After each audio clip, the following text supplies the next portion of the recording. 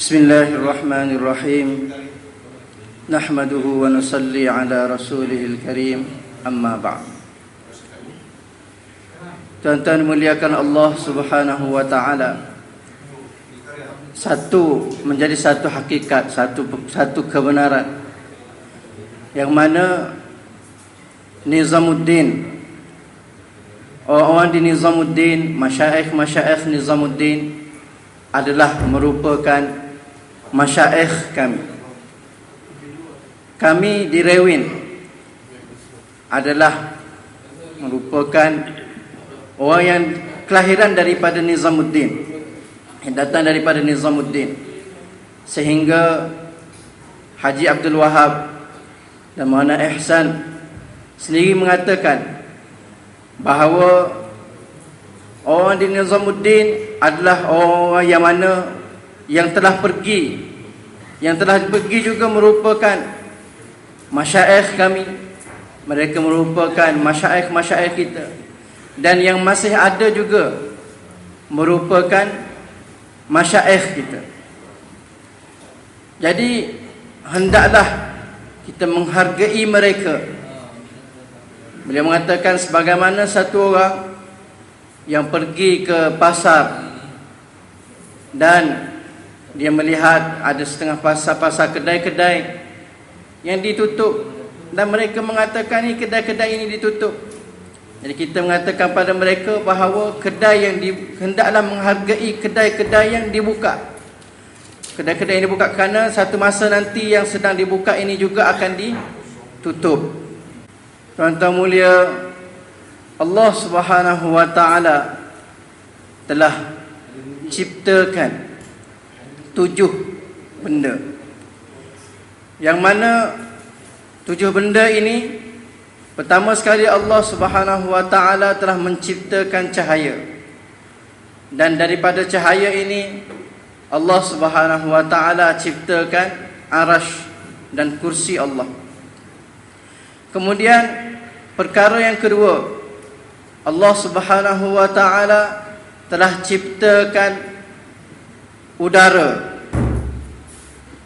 dan daripada udara ini Allah Subhanahu wa ta'ala telah ciptakan makhluk yang bernama Hind, dan dia pun telah hancur, telah tidak ada.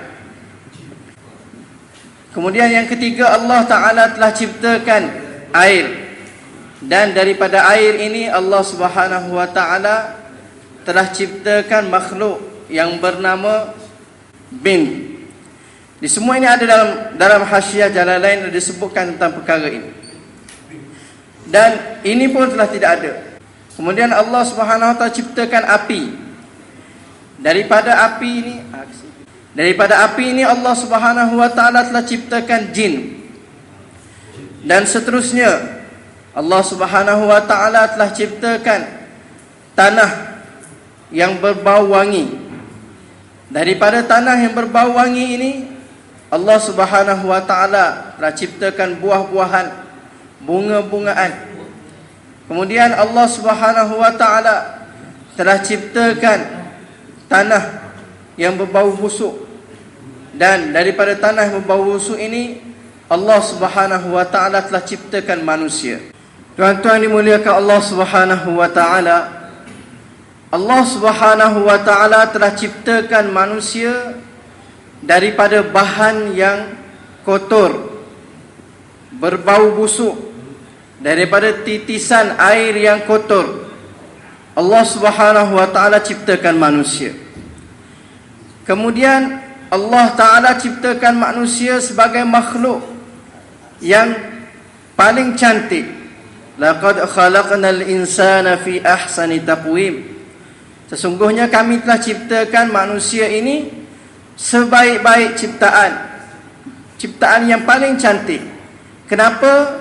Kerana manusia ini adalah untuk Allah. Allah Subhanahu wa ta'ala ciptakan manusia ini untuk Allah Subhanahu wa ta'ala. Sebab itulah Allah ta'ala ciptakan paling cantik.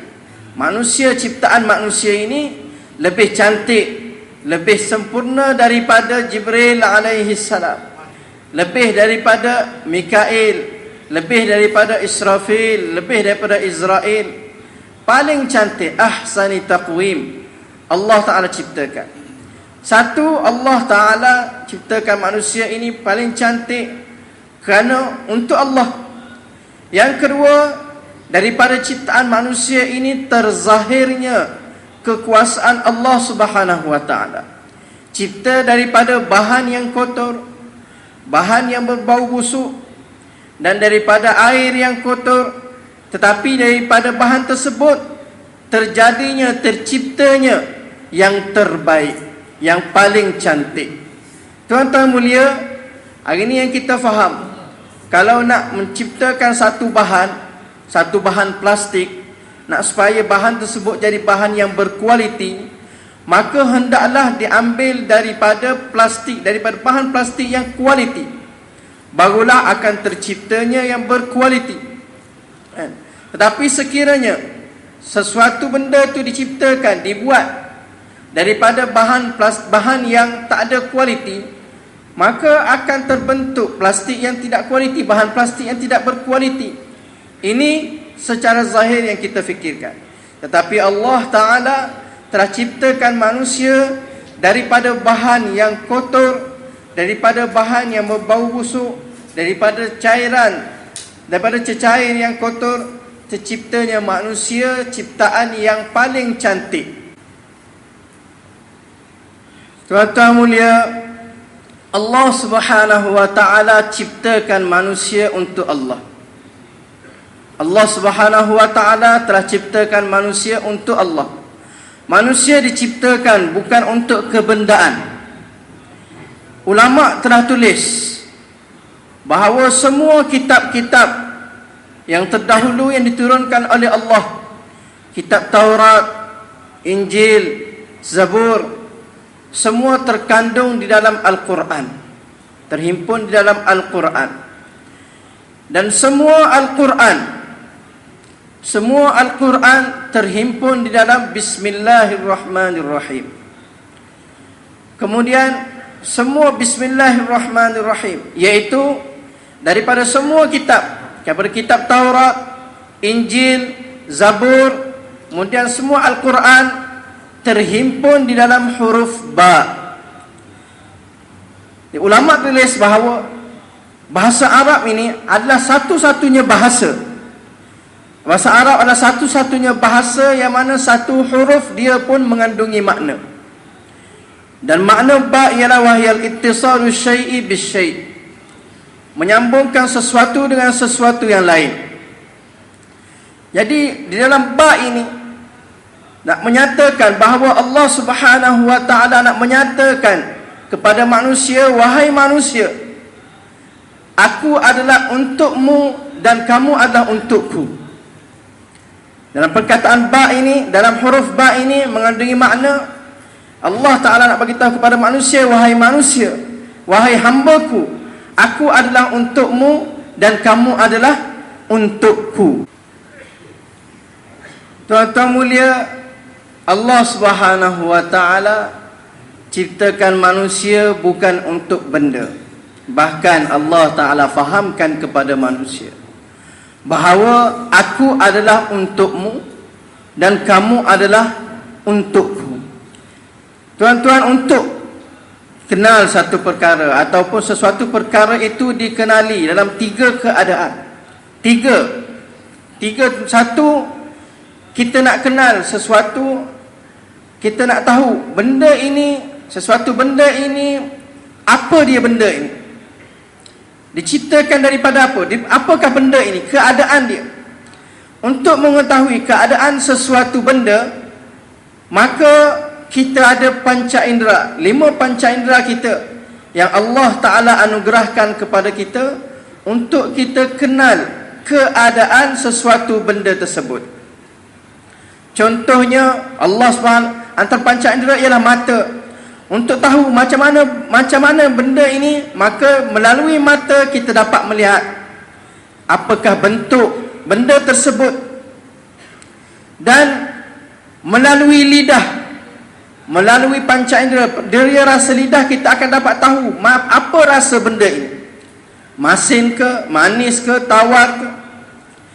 Dan panca indera hidung, Allah Subhanahu wa taala tugas dia, jadikan dia sebagai tugas untuk menghidu. Untuk menghidu macam mana bau benda ini? Apakah bau daripada benda tersebut? Kemudian telinga, Allah Ta'ala jadikan telinga untuk mendengar, untuk tahu macam mana suara benda ini. Dan tangan, Allah Ta'ala jadikan tangan deria untuk kita merasa, kan? Nak rasa benda tersebut kasar ke dia, licin ke dia, melalui tangan. Jadi untuk tahu mahiyah ataupun keadaan bentuk sesuatu benda, Allah Ta'ala jadikan 5 deria ini sebagai perantaraan dia untuk kita kenal benda ini dari segi mahiyah dia, dari segi bentuk dia. Tuan-tuan mulia, perkara yang kedua, darjat pengenalan sesuatu benda. Darjat yang kedua ialah kita nak tahu siapakah yang menciptakan benda tersebut. Kita nak kenal siapakah yang menciptakan benda tersebut. Dan ini adalah untuk kenal ini kita gunakan akal. Melalui akal kita akan dapat tahu, kita fikir siapakah yang ciptakan benda ini. Oh, fulan engineer yang telah ciptakan benda ini. Fulan telah ciptakan benda ini. Melalui akal pemikiran kita. Kemudian darjat pengenalan yang ketiga ialah kita nak tahu maudhu' lahu. Untuk apakah perkara ini diciptakan? Atas tujuan apakah perkara ini diciptakan? Contohnya butang baju kita diciptakan untuk apa? Macam mana kita nak tahu diciptakan sesuatu perkara itu diciptakan untuk apa? Maka kita kena tahu daripada orang yang menciptakan. Orang yang menciptakan benda tersebut untuk apa? Atas tujuan apa? Orang yang ciptakan butang baju atas tujuan apa? Untuk kita tutup kacing baju, leher baju kita. Orang yang ciptakan jarum, dia ciptakan untuk apa? Jarum diciptakan untuk jahit baju. Ciptakan kain untuk apa? Ciptakan kain untuk buat baju. Untuk tahu, untuk kenal maudhu' lahu, tujuan apakah perkara tersebut diciptakan. Maka kita kena tahu daripada orang yang menciptakan dia. Orang yang menciptakan akan bagi tahu kepada kita untuk apakah aku ciptakan. Contohnya blender, orang yang ciptakan blender untuk apa?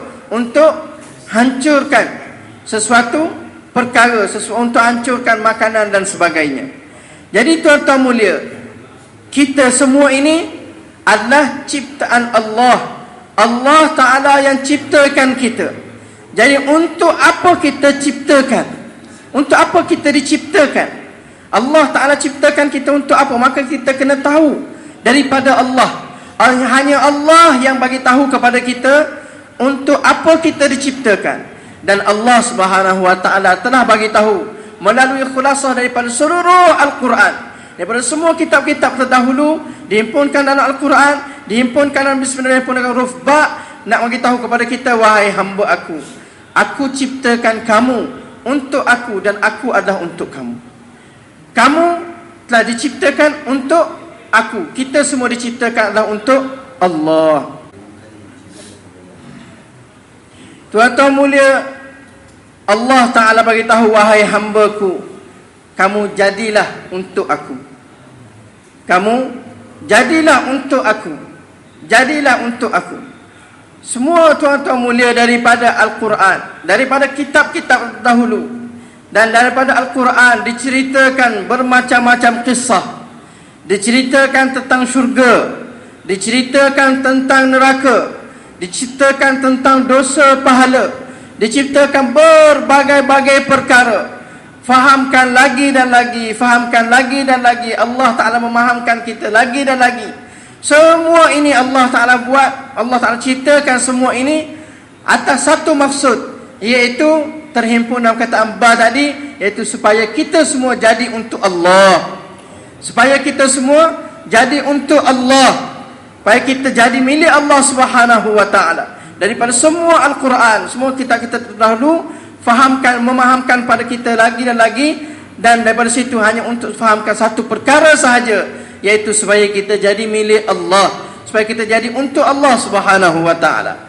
Tuan-tuan mulia, selepas Adam alaihi salam, Allah Subhanahu Jibril alaihi salam telah turun kepada nabi-nabi terdahulu, kepada Nuh alaihi salam, kepada Adam alaihi salam sebanyak 12 kali. Kemudian Nuh kepada Idris alaihi salam 4 kali. Kemudian turun kepada Nuh alaihi salam 50 kali. Kemudian kepada Ibrahim alaihi salam sebanyak 42 kali. Kemudian turun kepada Musa alaihi salam 400 kali. Kemudian kepada Isa alaihi salam 10 kali. Kemudian kepada baginda Nabi Muhammad Mustafa sallallahu alaihi wasallam sebanyak 24,000 kali. Sebanyak berapa tuan-tuan? Sebanyak 24,000 kali Jibril alaihi salam turun kepada baginda Nabi sallallahu alaihi wasallam untuk memahamkan perkara ini, supaya umat ini jadi milik Allah, jadi untuk Allah, jadikan diri mereka untuk Allah Subhanahu wa taala. Di satu sudut Allah taala telah memahamkan manusia menggunakan Al-Quran. Seluruh Al-Quran memberitahu kepada kita, menceritakan kepada kita, yang mana khulasah dia adalah kamu hendaklah jadi milik Allah daripada Al-Quran. Kemudian Allah Subhanahu wa taala jadikan dunia ini pula sebagai satu tempat untuk memahamkan manusia. Allah Ta'ala telah ciptakan langit, bumi, bulan, bintang, ke semua sekali, dan Allah Ta'ala namakan dia alam. Allah Ta'ala namakan alam. Apa maksud alam? Iaitu pengenalan, untuk kenal, sebagai bahan untuk mengenali, bahan untuk mengenali, iaitu daripada alam ini untuk kenali Allah. Allah Ta'ala ciptakan langit yang begitu tinggi. Allah Ta'ala jadikan semua kepada semua alam ini, jadikan mereka bagi pada mereka tugas untuk memperkenalkan Allah kepada manusia. Allah Ta'ala memberi tugas kepada alam ini untuk memperkenalkan Allah kepada manusia. Langit yang begitu tinggi sedang berkata-kata kepada kita, wahai manusia, tengok aku tinggi. Allah Ta'ala adalah yang maha tinggi. Allah Ta'ala ciptakan aku dalam keadaan tinggi. Wahai manusia, jika kamu jadi milik Allah, maka Allah Subhanahu wa taala akan tinggikan kamu dalam syurga sebagaimana Allah Ta'ala tinggikan aku di sini. Ciptaan bumi, Allah Ta'ala telah hamparkan bumi terbentang luas di atas air, dan bumi ini sedang berkata-kata kepada manusia, wahai manusia, yang maha menghampar adalah Allah. Dialah yang telah menghamparkan aku terbentang luas. Jika kamu jadi milik Allah, maka sebagaimana Allah Ta'ala hamparkan aku di dunia ini sejauh mata memandang, begitu juga Allah Ta'ala akan hamparkan untuk kamu dalam syurga sejauh mata memandang. Tidak kamu dapat capai tahap manakah berakhirnya syurga kamu. Begitulah juga Allah Ta'ala ciptakan matahari, bulan, bintang bercahaya-cahaya. Bulan, bintang, matahari sedang beritahu kepada kita bahawa yang maha bercahaya adalah Allah, dan dia telah bagi cahaya kepada aku.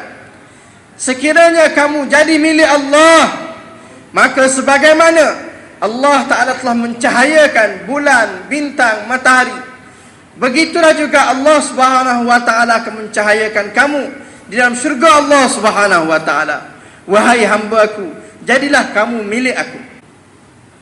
Tuan-tuan mulia, mata diberi untuk kita miliki Allah.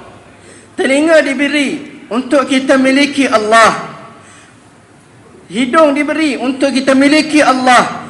Hati diberi untuk kita miliki Allah. Tangan, kaki diberi adalah untuk kita miliki Allah. Semua anggota badan kita ini diberikan oleh Allah untuk kita miliki Allah, untuk kita memiliki Allah Subhanahu wa taala. Kita kena sentiasa duduk, fikir dan renung bagaimana nak jadikan setiap anggota badan ini sebagai satu sumber untuk kita miliki Allah. Mata, bagaimana nak gunakan untuk melihat perkara-perkara disukai oleh Allah. Akal pemikiran digunakan untuk kita belajar ilmu agama Allah Subhanahu wa taala. Telinga, tangan, kaki, semua anggota badan ini, hati untuk kita letakkan Allah Subhanahu wa taala dalam hati. Semua anggota badan ini digunakan. Bagaimana digunakan untuk kita miliki Allah? Hati kita diberi untuk iman dan ikhlas. Dan akal pemikiran diberi untuk kita fikir, untuk kita belajar ilmu agama Allah Subhanahu wa taala. Dan dahi kita dianugerahkan untuk kita sujud di hadapan Allah Subhanahu wa taala. Lidah diberikan untuk kita berzikir kepada Allah Subhanahu wa taala. Dan tangan diberikan oleh Allah untuk ikram muslimin. Kaki diberikan oleh Allah untuk kita keluar di jalan Allah, untuk digunakan berjalan di jalan Allah Subhanahu wa taala. Tuan-tuan muliakan Allah Subhanahu wa taala. Kita diciptakan untuk Allah dan kita kena miliki Allah Subhanahu wa taala.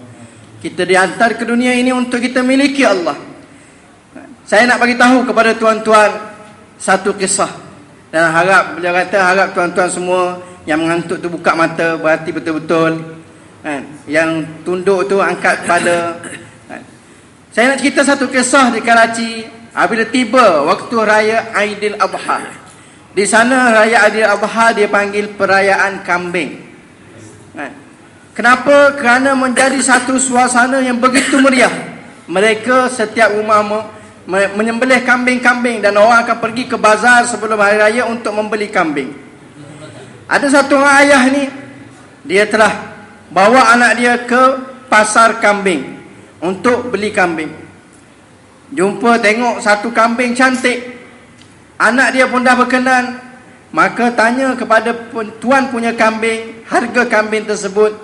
Tuan punya kambing bagi tahu harga kambing ini 16,500. Bukan ringgit Malaysia lah, 16,500 rupiah. Bagi tahu kepada dia. Dia kata, kenapa mahal sangat? Kurangkanlah sedikit. Dia tak boleh. Sebenarnya aku nak beli, kata tuan. Dia minta kurang lagi, dia tak boleh. Sebab sebenarnya aku nak beli keldai yang ada kat depan tu, dan tuan punya keldai nak jual keldai dia dengan harga 6,500. Jadi aku terpaksa jual kambing ini dengan harga 6,500 untuk aku beli keldai tersebut. Maka dia kata, okey, kalau macam ni boleh tak? Aku pergi kepada tuan punya keldai dan aku usahakan dapatkan keldai itu bagi pada kamu, tukar dengan kambing ini. Maka dia kata, okey, kalau macam tu boleh. Maka dia telah pergi, bawa anak dia pergi kepada tuan punya keldai, tanya harga keldai, dia bagi tahu 16,500. Minta kurang, lagi dan lagi sehingga turun sampai 12,000. Maka dia telah beli keldai itu daripada tuan punya keldai, bawa keldai ini nak pergi jumpa pada tuan punya kambing untuk tukar dengan kambing tersebut. Jalan-jalan sampai pada tuan punya kambing, tengok tak ada kambing. Dan tuan dia pun tak ada. Dah tak ada kat situ. Kambing dengan tuan dia punya sudah gaib, hilang entah ke mana. Nak buat macam mana? Maka dia cepat-cepat tarik keldai ini pergi pada tuan punya keldai. Nak serahkan balik, tuan punya keldai pun sudah hilang entah ke mana. Maka tak tahu nak buat macam mana, cari tak jumpa, semua dua-dua gaib. Tuan punya kambing gaib, tuan punya keldai gaib. Maka dia telah tarik keldai ini balik ke kampung dia, ke mahallah dia. Semua orang heran. Tinggalkan, keluar daripada kampung tadi nak pergi beli kambing, tapi buat balik keldai. Tuan-tuan mulia, kita datang untuk kita dapatkan Allah, tapi apa benda yang kita nak balik ke akhirat nanti, tuan-tuan mulia? Apa pendapat tuan-tuan? Nak bawa balik keldai ke akhirat? Macam mana tuan? Nak balik keldai ke? Tuan-tuan mulia, kita datang ke dunia untuk kita miliki Allah. Kita nak dapatkan Allah. Kita nak dapatkan Allah. Dan Allah Subhanahu wa taala suruh kita meniru, mencontohi bagaimana cara Ibrahim alaihi salam. Ditawarkan kepada Ibrahim alaihi salam, ditawarkan kepada dia, nak tak kamu miliki arasy, miliki langit, miliki semua ini, miliki bumi, miliki harta, sehingga dibukakan, ditawarkan untuk miliki emas-emas yang ada di atas muka bumi ini, semua jadi milik kamu. Kata Ibrahim alaihi salam, inni wajjahtu wajhiya lilladzi fataras samawati wal ardh. Sesungguhnya aku berpaling daripada semua benda-benda ini. Aku berpaling daripada semua perkara-perkara ini, dan aku tawajuhkan, hadapkan diri aku hanya kepada Allah, hanya untuk miliki Allah, hanya untuk dapatkan Allah. Ini adalah satu, Ibrahim alaihissalam adalah satu tempat untuk kita contohi, sebagai contoh teladan kita. Kita mencontohi bagaimana iman Ibrahim alaihissalam.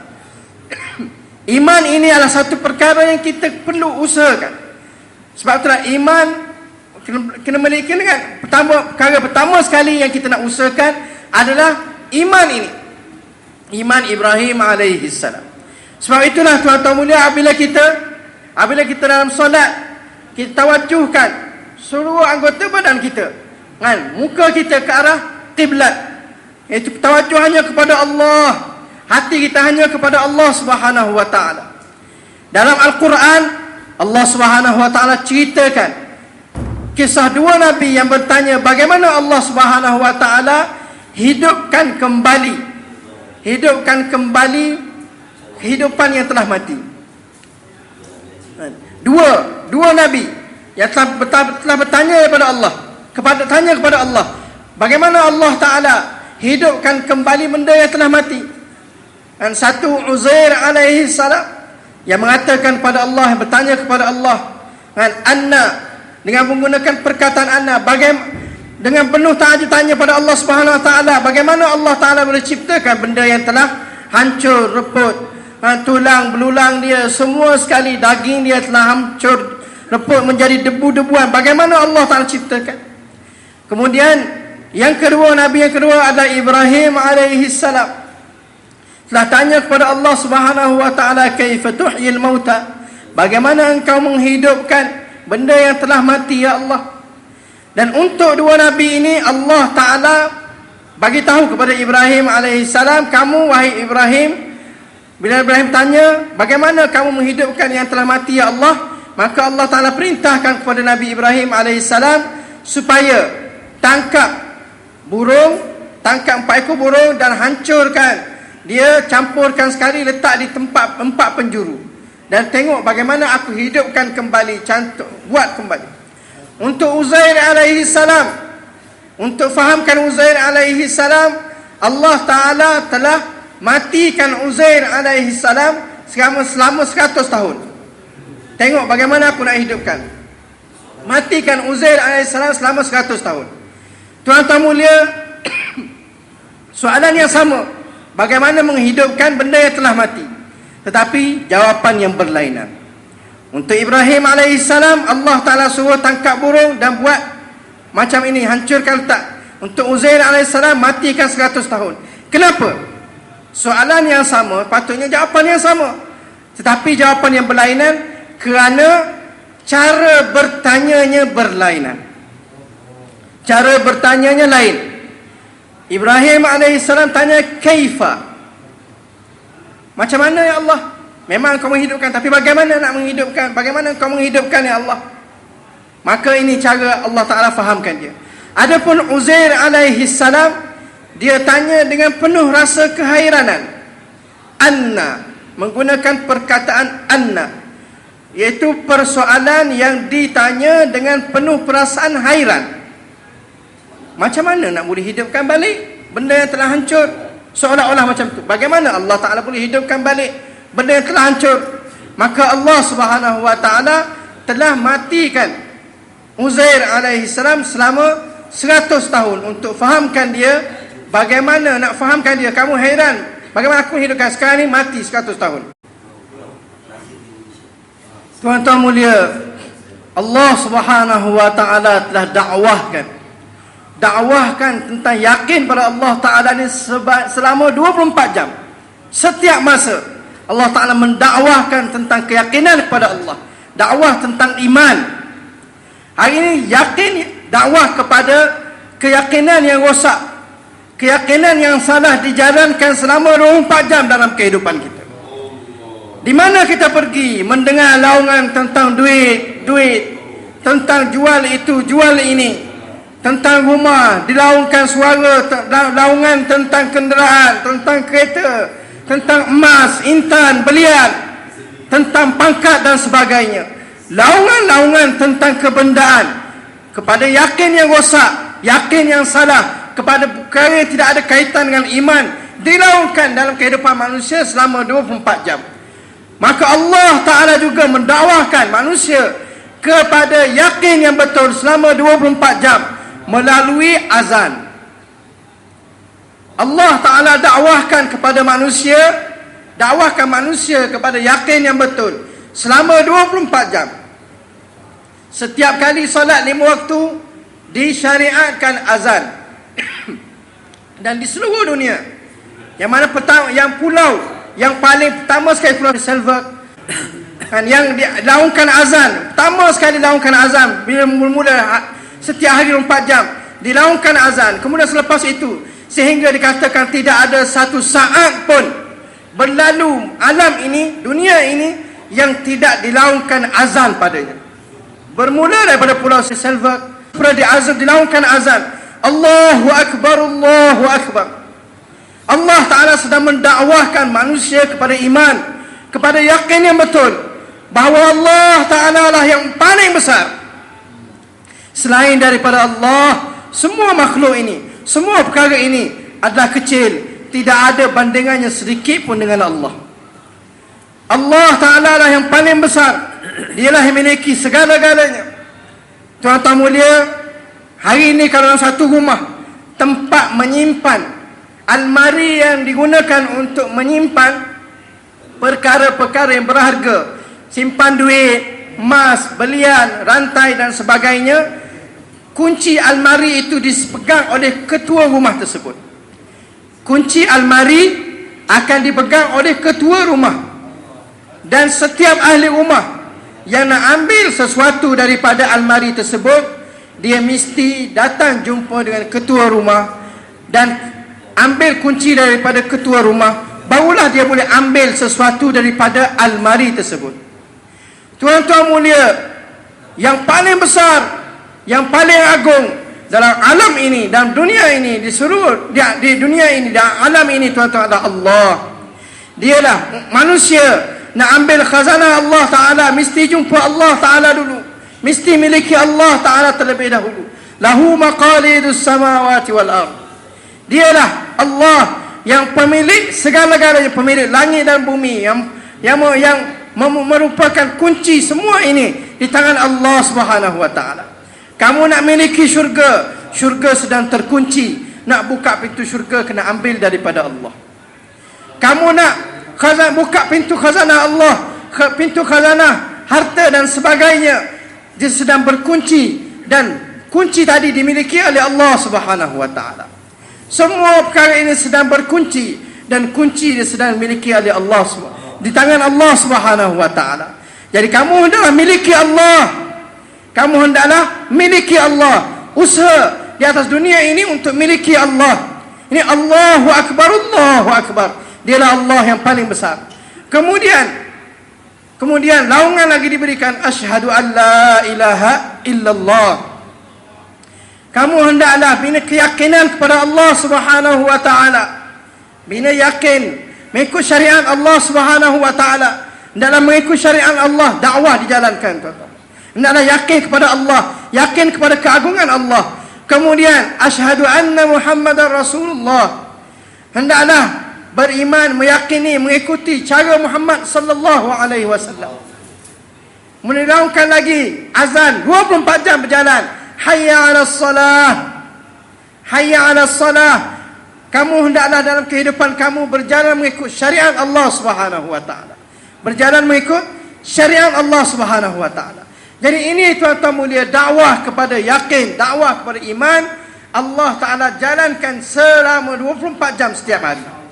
Tidak ada satu saat pun berlalu atas dunia ini melainkan berlakunya sedang berjalannya dakwah kepada iman yakin melalui perantaraan azan.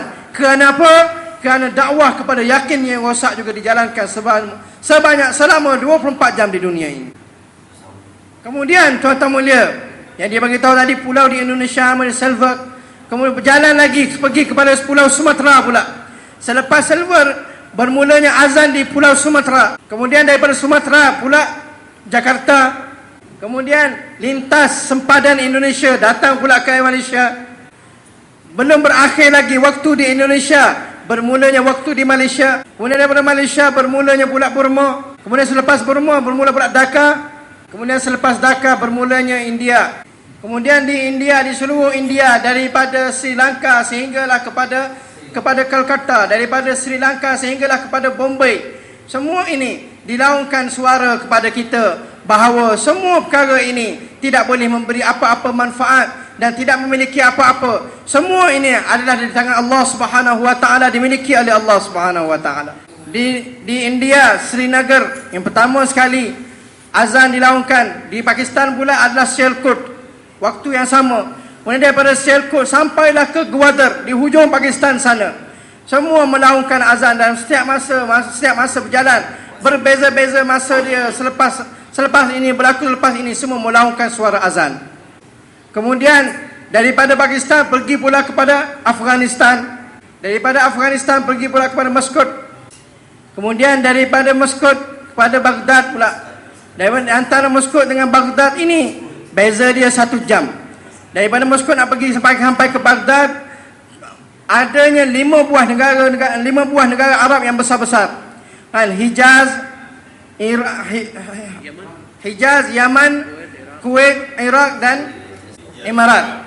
Ini 5 buah negara ini, tepat 5 buah negara ini. Jadi semua ini melakukan azan yang waktunya berbeza-beza, beza sedikit-sedikit saja. Kemudian daripada Baghdad sehingga kepada Iskandariah. Daripada Baghdad hingga ke Iskandariah ada 4 negara. Ada 4 negara, yang Syam, Mesir, Somalia dan Sudan. 4 negara ini, di semua ini serentak azan subuh dia.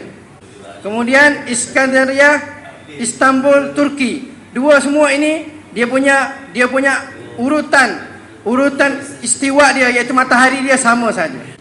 Pada waktu yang mana Iskandariah melaungkan azan, pada waktu itu juga Turki juga bermulanya waktu azan subuh dia. Dan azan subuh di Turki, di Afrika, terlebih di Afrika pun juga bermula waktu azan. Ini adalah di penghujung dunia, bermulanya di penghujung dunia. Daripada tuan-tuan mulia, daripada pulau Indonesia tadi, Silvers, daripada pulau di sini sampailah ke hujung Afrika sana. Pulau yang hujung Afrika sana, safar tepat 9 jam setengah. Semuanya ada azan sedang dilaungkan. Dan bila akhirnya azan subuh di pulau di Afrika sana, bermulanya azan zuhur di Indonesia, di Selvak. Dan apabila berakhirnya azan zuhur di Dhaka, bermulanya azan asar di Pulau Selvak. Dan azan asar bila sampai di Jakarta, bermulanya azan asar di Pulau Selvak. Azan maghrib di Pulau Selvak. Dan apabila azan maghrib sampai di Sumatera, maka bermulanya azan isyak di Pulau Selvak. Tuan-tuan mulia, dalam masa 24 jam, setiap saat Allah Ta'ala telah menjalankan pentadbiran, berlakunya azan, berlakunya dakwah dijalankan. Dalam masa 24 jam, setiap minit, setiap saat adanya azan sedang dilaungkan. Begitu juga tuan-tuan mulia, hari ini Allah Subhanahu wa Ta'ala telah memperjalankan jemaah dalam setiap saat. Seadanya jemaah sedang berjalan di seluruh dunia. Allah Ta'ala telah sebarkan jemaah di seluruh dunia. Tuan-tuan mulia, perkara pertama sekali kita kena usahakan adalah atas imaniat kita, atas iman. Yang kedua, masyarakat kita bagi tahu kita kena usaha atas amal kita, atas kita punya ibadat kita, iaitu salat. Dan usahakan atas ibadat kita. Kenapa hari ini Allah Subhanahu Wa Taala telah menjadikan semua makhluk atas muka bumi ini sedang bersalat kepada Allah, bersembahyang kepada Allah Subhanahu Wa Taala. Semua perkara mengetahui bahawa bagaimana cara solat dia. Allah Subhanahu Wa Taala telah jadikan pohon-pohonan, pokok-pokok sedang qiyam. Pokok-pokok sedang qiyam, tuan-tuan mulia. Kemudian Allah Ta'ala jadikan binatang-binatang seperti lembu, kerbau dan sebagainya, binatang-binatang yang berkaki empat ini sedang rukuk kepada Allah Subhanahu Wa Ta'ala. Dan Allah Subhanahu Wa Ta'ala jadikan binatang-binatang yang melata seperti ular, cacing dan sebagainya ini, yang binatang-binatang melata ini sedang sujud kepada Allah Subhanahu Wa Ta'ala. Dan Allah Subhanahu Wa Ta'ala jadikan gunung ganang sedang duduk tasyahud kepada Allah Subhanahu Wa Ta'ala. Dan Allah Subhanahu Wa Ta'ala jadikan syurga neraka sedang membacakan doa yang bacakan dalam salat, sedang berdoa pada Allah, sedang bacakan doa kepada Allah Subhanahu Wa Ta'ala. Setiap makhluk sedang mengetahui, mereka mengetahui apakah peranan dia dalam solat, apakah cara mereka bersolat, apakah cara mereka mengabdikan diri kepada Allah Subhanahu Wa Ta'ala. Ini perkara yang kedua yang kita nak usahakan, iaitu usahakan atas ibadat kita kepada Allah. Tuan-tuan mulia, Allah Subhanahu Wa Ta'ala bagi tahu kepada Yusuf alaihi salam, wahai Yusuf, anak kecil yang menjadi saksi kepada kamu, kamu begitu gembira sekali dengan penyaksian yang dibuat oleh si anak kecil tadi. Kamu begitu gembira sekali dengan anak kecil tadi yang telah bersaksi untuk kamu. Bagaimana aku teramatlah gembira terhadap satu orang hamba yang dalam solat dia mengangkat jari bersaksi kepada Allah Subhanahu Wa Ta'ala, bersaksi tentang keesaan Allah Subhanahu Wa Ta'ala. Aku teramat gembira dengan dia. Tuan-tuan mulia, seterusnya perkara yang seterusnya kita nak usahakan atas muamalah kita. Bagaimana muamalah kita jadi satu muamalah, satu urusan yang betul. Kita berurusan dari segi perniagaan kita dan sebagainya. Kita nak berurusan dengan jalan yang betul. Supaya apa? Supaya kehidupan kita jadi lurus, kehidupan kita jadi betul. Bagaimana perhubungan kita dengan manusia juga, kita nak usahakan bagaimana perhubungan kita, muasyarah kita dengan manusia menjadi satu muasyarah yang betul. Kita dengar kisah berkenaan dengan dua orang sahabat, Sa'ab bin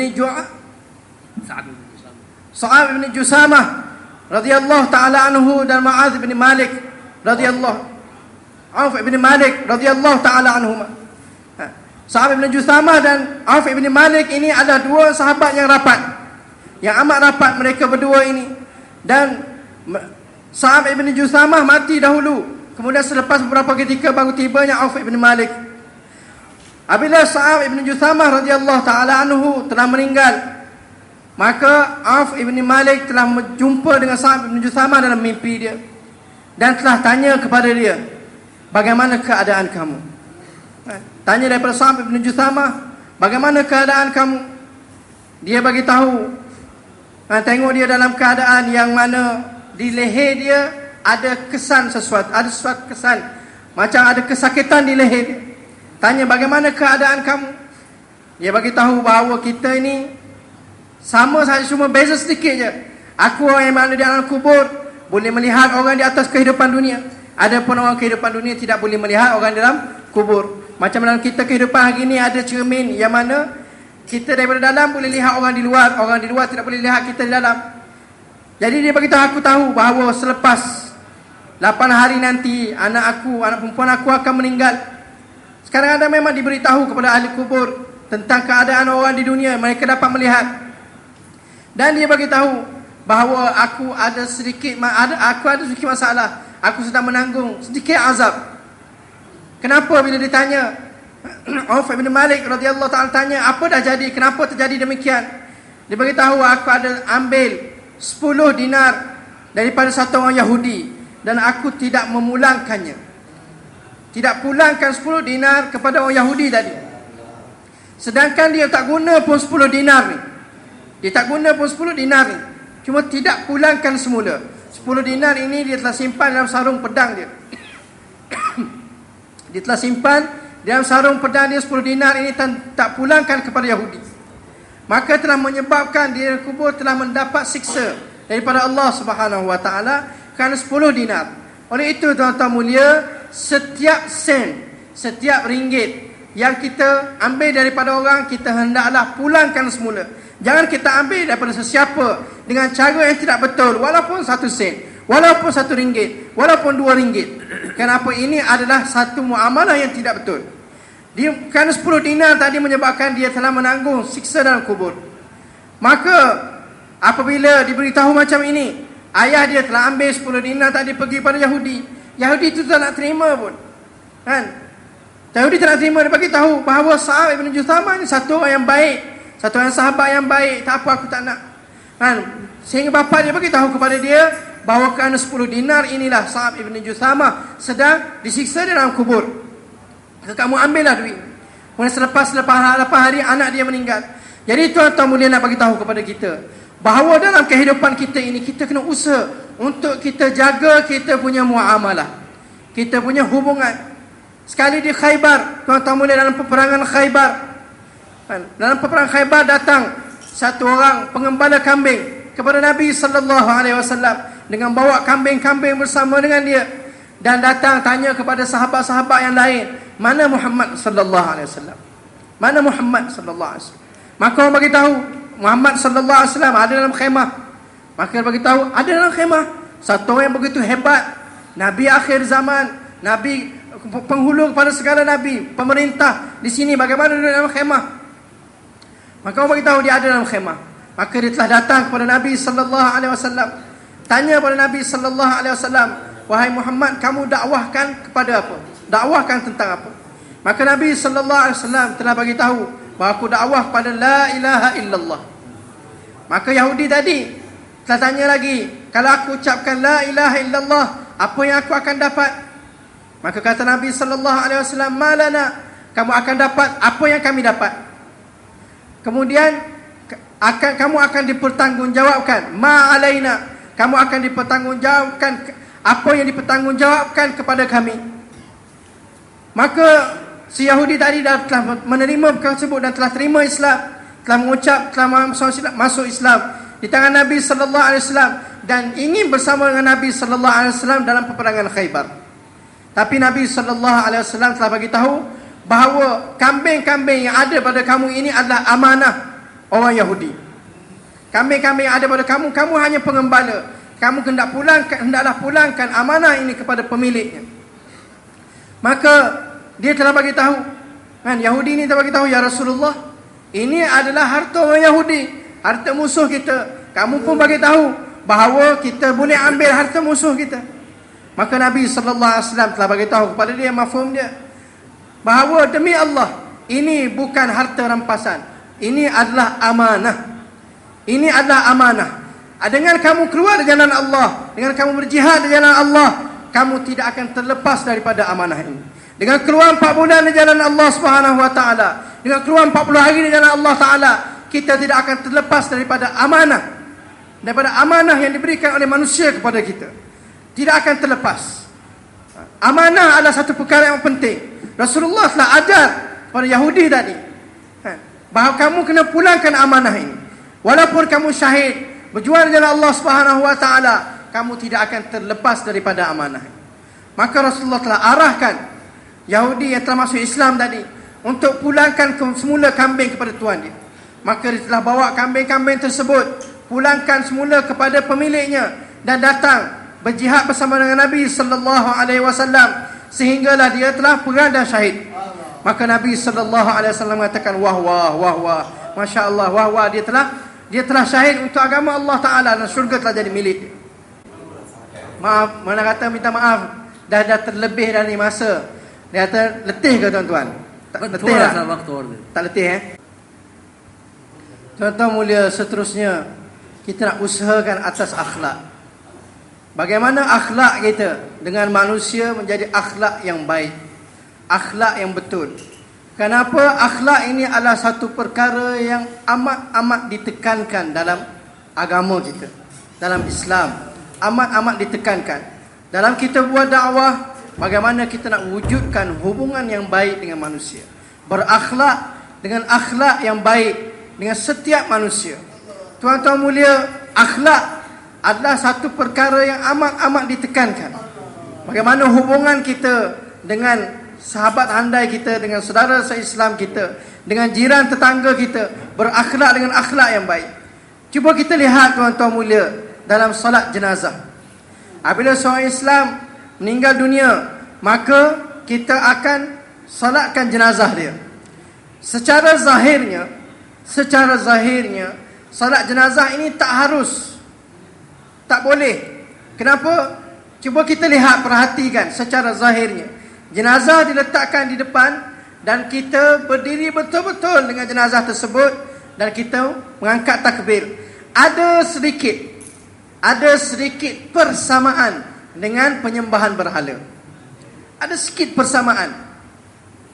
Bau-bau dia. Ada sedikit persamaan dengan cara orang menyembah berhala. Letakkan jenazah depan betul-betul, kita berdiri betul-betul rapat dengan dia dan kita mengangkat takbir Allahu Akbar. Tuan-tuan mulia, sedangkan syirik adalah satu perkara yang amat-amat dibenci oleh Allah, diharamkan oleh Allah Subhanahu wa taala. Allah Subhanahu wa taala tidak dapat terima syirik walaupun sedikit, walaupun sekadar sebesar tapak kaki semut. Tapak kaki semut, tuan-tuan mulia, besar mana? Sebesar itu pun Allah Ta'ala tak boleh terima syirik, tuan-tuan mulia. Tetapi untuk solat jenazah, kita berdiri di hadapan solat jenazah, mengangkat takbir, ada sikit persamaan dengan penyembahan berhala. Tapi Allah Subhanahu Wa Ta'ala sanggup lihat, walaupun ada sikit persamaan dengan penyembahan berhala, Allah Ta'ala sanggup lihat perkara ini berlaku. Kenapa? Demi hubungan kita dengan manusia. Saudara Islam kamu yang telah mati pun, kamu hendaklah menghormati dia, sembahyangkan jenazah dia, menghormati dia. Bagaimana dengan saudara Islam kamu yang sedang hidup sini? Bagaimana dengan saudara Islam kamu yang sedang bernyawa bersama dengan kamu, yang sedang berurusan dengan kamu, yang sedang hidup bersama dengan kamu, kamu sedang hidup di tengah-tengah mereka? Lebih-lebih lagi, kamu kena jaga akhlak, kena memuliakan mereka, yang masih hidup. Dalam solat jenazah, Allah Subhanahu wa taala telah syariatkan kepada kita dengan takbir bila angkat bila satu orang mati masuk kubur, maka akan ditanya dengan 3 soalan kepada dia. Akan ditanya, man rabbuka wa man nabiyyuka wa ma dinuka. Akan ditanya pada dia, siapakah Tuhan pemelihara kamu, siapakah nabi kamu, dan apakah agama kamu. Melalui solat jenazah, takbir yang pertama bila kita bacakan doa takbir yang pertama yang beliau sebut tadi, cara solat jenazah dalam mazhab Hanafi. Cara bacaan dalam solat yang pertama akan menyebabkan Allah Subhanahu wa taala mudahkan kita. Allah Taala mudahkan kita untuk kita jawab soalan pertama dalam kubur. Bacaan dalam takbir yang kedua akan memudahkan kita untuk jawab soalan yang kedua dalam kubur, soalan tentang man nabiyyuka. Dan bacaan yang ketiga akan memudahkan, kalau dalam apa yang dibaca tadi mengikut mazhab dia, bacaan untuk pohon mati dalam Islam, hidup dalam Islam, dan akan memudahkan, bacaan ini akan memudahkan untuk kita jawab soalan yang ketiga dalam kubur, iaitu soalan madinuka. Kenapa ni? Melalui kita memuliakan saudara Islam kita yang telah mati, tuan-tuan mulia, Allah Subhanahu wa taala akan mudahkan kita untuk kita jawab soalan-soalan yang akan dikemukakan kita di dalam kubur. Tuan-tuan mulia, 5 perkara ini dan juga 6 sifat bagaimana boleh wujud dalam kehidupan kita dan dalam seluruh dunia. Maka untuk inilah tuan-tuan mulia, kita kena buat pengorbanan untuk agama Allah Subhanahu wa taala. Kenapa ini tuan-tuan mulia? Cuba kita tengok, cuba kita perhatikan keadaan manusia. Bagaimana wanita-wanita yang tidak menutup aurat, keadaan wanita-wanita yang tidak menutup aurat, keadaan manusia-manusia Islam, orang Islam kita yang telah tinggalkan solat. Kehidupan yang begitu teruk sekarang ini sedang berlaku di hadapan mata kita, tuan-tuan mulia. Patutkah kita berdiam diri tanpa kita keluar di jalan Allah Subhanahu wa taala? Tidak patut sama sekali, tuan-tuan mulia. Melainkan hari ini kita kena bangun, bangkit, buat pengorbanan untuk agama Allah Subhanahu wa taala. Kita buat pengorbanan untuk agama Allah, sehingga 5 perkara yang kami sebutkan tadi dan 6 sifat sahabat radhiyallahu taala anhu ini boleh wujud dalam kehidupan kita sendiri dan berpindah dan wujud dalam kehidupan setiap umat manusia, dalam suasana kehidupan manusia hari ini. Ini adalah tanggungjawab kita. Para sahabat radhiyallahu taala anhum, mereka adalah golongan yang telah mengorbankan segala-galanya untuk agama Allah Subhanahu wa taala. Dalam setiap keadaan, dalam keadaan susah, dalam keadaan senang, dalam musibah, dalam kesenangan, dalam setiap keadaan, sahabat radhiyallahu taala anhu telah buat pengorbanan untuk agama Allah Subhanahu wa taala. Sehingga tuan-tuan mulia, waktu hayat Nabi sallallahu alaihi wasallam, waktu Nabi sallallahu alaihi wasallam masih hidup, sebanyak 150 jemaah telah dikeluarkan untuk agama Allah Subhanahu wa taala. Jemaah bagaimana kita tengok Tabuk, jemaah yang dihantar untuk Hunain dan sebagainya. Jemaah demi jemaah dikeluarkan, tuan-tuan mulia, di hadapan Nabi sallallahu alaihi wasallam. Sahabat radhiyallahu taala anhum didatangi oleh berbagai-bagai musibah, didatangi oleh berbagai-bagai masalah kehidupan, didatangi oleh berbagai-bagai ujian daripada Allah Subhanahu wa taala. Tapi dalam setiap ujian ini, sahabat radhiyallahu taala anhum tetap keluar jalan Allah Subhanahu wa taala. Dalam berbagai-bagai ujian, dalam berbagai-bagai kesusahan, mereka tetap keluar jalan Allah Subhanahu wa taala tanpa melihat kepada kesusahan tersebut. Untuk sebarkan agama Allah, mereka telah pergi ke seluruh dunia, tuan-tuan mulia. Dan tuan-tuan mulia, musibah yang paling besar dalam kehidupan sahabat radhiyallahu taala anhum ialah kewafatan Muhammad sallallahu alaihi wasallam. Kewafatan Muhammad sallallahu alaihi wasallam adalah musibah yang paling besar berlaku dalam hidup sahabat radhiyallahu taala. Sahabat radhiyallahu taala anhum mencintai Muhammad sallallahu alaihi wasallam lebih daripada segala-galanya, lebih daripada anak, isteri, harta, lebih daripada diri mereka sendiri, lebih daripada segala-galanya. Musibah yang paling besar berlaku dalam hidup mereka ialah kewafatan Nabi sallallahu alaihi wasallam. Sehingga tuan-tuan mulia, apabila Rasulullah sallallahu alaihi wasallam wafat, apabila Rasulullah sallallahu alaihi wasallam wafat, tuan-tuan mulia, bagaimana keadaan sahabat? Sahabat mereka tidak dapat duduk dengan diam. Mereka menjadi gelisah. Mereka menjadi gelisah, tuan-tuan mulia. Musibah yang paling besar, seolah-olah kesedihan yang lebih besar daripada gunung ganas sedang menghempap mereka, tuan-tuan mulia. Kesedihan yang lebih besar daripada gunung ganas sedang menghempap mereka. Tuan-tuan mulia, apabila berlakunya kewafatan Nabi sallallahu alaihi wasallam, Abu Bakar radhiyallahu taala anhu pergi, lihat buka muka Nabi sallallahu alaihi wasallam dan mengatakan, "Ya Rasulullah, ya Rasulullah, kamu telah pergi." Datang belah kanan Nabi sallallahu alaihi wasallam, buka, tengok, menangis. Kemudian pergi lagi, tak percaya betul ke Rasulullah dah meninggal, dah wafat. Pergi buka lagi, pergi belah kiri pula tengok, "Ya Rasulullah, kamu telah tinggalkan kami. Kamu telah tinggalkan kami, ya Rasulullah." Ini keadaan Abu Bakar radhiyallahu anhu. Pergi kanan, buka, tengok, betul ke Rasulullah dah meninggal, betul ke Rasulullah dah wafat. Pergi datang, buka lagi, tengok lagi, betul ke ya Rasulullah kamu telah wafat. Ini keadaan Abu Bakar radhiyallahu taala anhu. Kemudian pula bagaimana keadaan Aisyah radhiyallahu taala anha. Aisyah radhiyallahu taala anha datang, buka muka Nabi sallallahu alaihi wasallam dan menangis, tuan-tuan, dan mengatakan, "Aku begitu sedih sekali.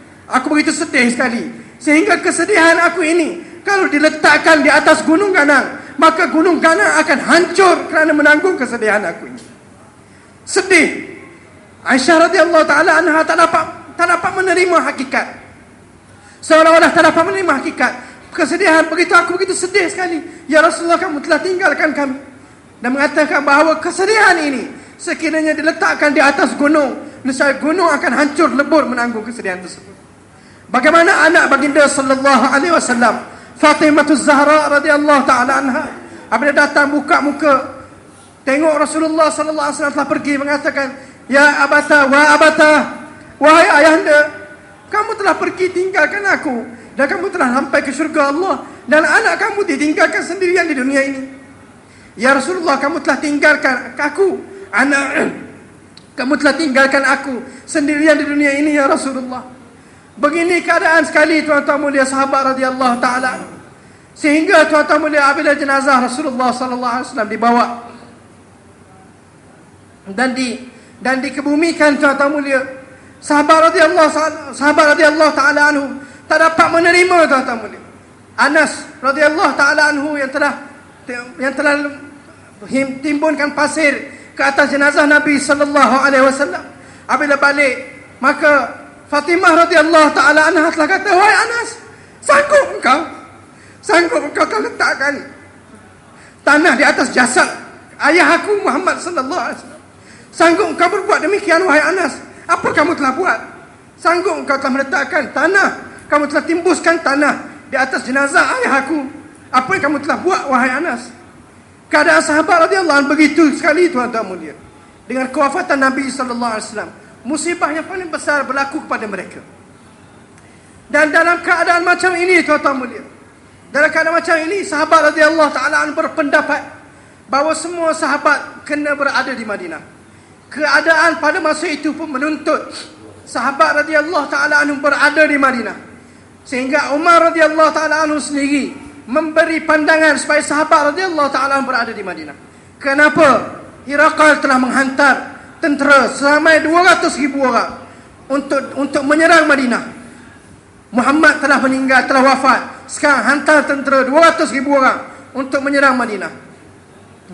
Dan sahabat radhiyallahu anhu fikir bahawa pada masa itu mereka kena, dan keadaan yang kedua ialah musibah kewafatan Nabi sallallahu alaihi wasallam.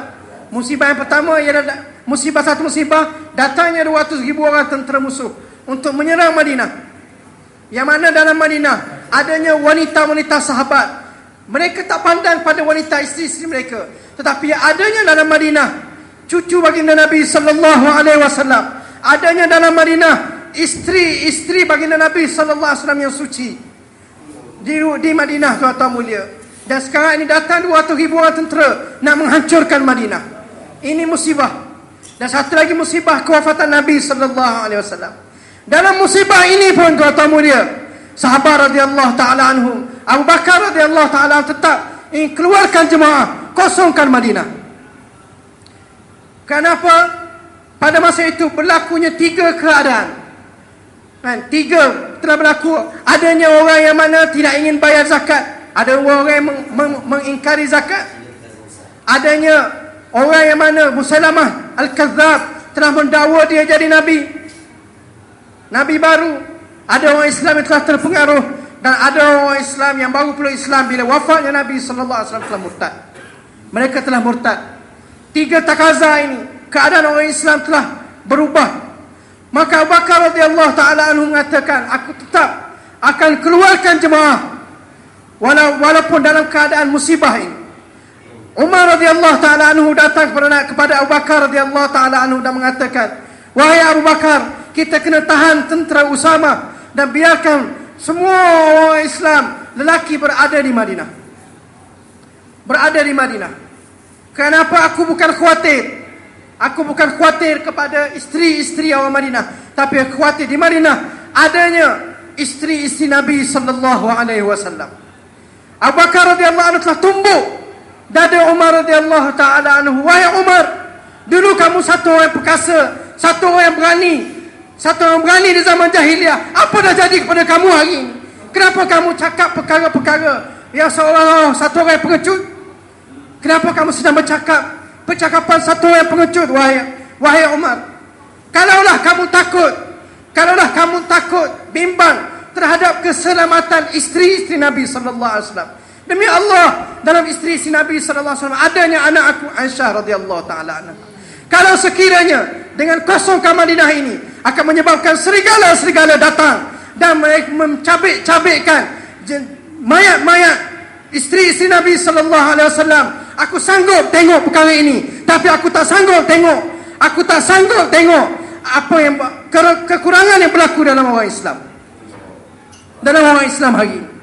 Aku tak sanggup menahan tentera yang telah dihantar oleh Nabi sallallahu alaihi wasallam. Maka Abu Bakar radhiyallahu taala anhu telah keluarkan jemaah, tuan-tuan mulia. Dalam musibah tersebut, jemaah telah dikeluarkan, Madinah telah dikosongkan, tuan-tuan mulia, dan bertebaran ke seluruh alam.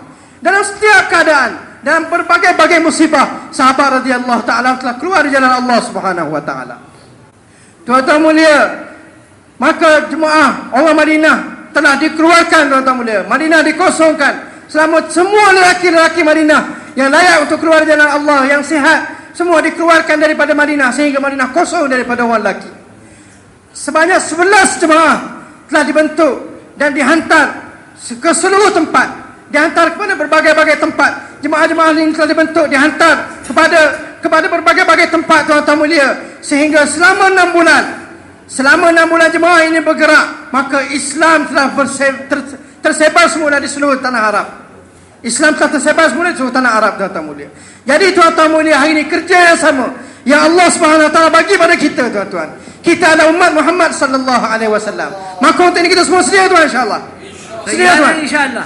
Jadi insya-Allah, tuan-tuan mulia, untuk ini kita semua sedia, dan orang-orang yang mana telah pun bagi nama sebelum ni.